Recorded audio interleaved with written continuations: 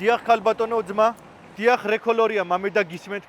დიახ ქალბატონო ძმა. თქვენ რომელი კრასკა წაიღეთ?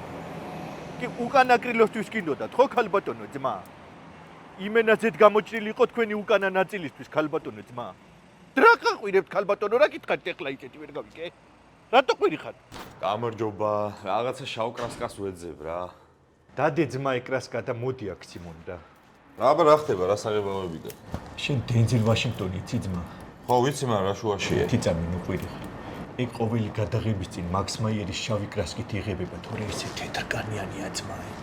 ფერების შეზავებას ხო აკეთებ? კი, რა თქმა უნდა, იახცენია ძმა. იმენ ფერიფერში სვავთ, ხო? რა თქმა უნდა ძმა, მაგაზე ანდაზაც აგათ ქართველებს, აი ის უარი რა ქვია. ფერიფერცა მადლი ღმერთსაო ძმა, ხო იცი ეგა? კი, როგორ არ ვიცი. აი ფერიფერსაო მადლოარ მაგანდაზაში, იმენა ჩემი დაცემულია ძმა იქ პერიც. კაი რა სიძახი. კაროჩე მთელი თბილისი მოვიარე რა და მატოვი კრასკა იმენა ვერსად ვერ დამიშვეს. ბიჭო, დაჯექეთი ძამი ძმა, აბა.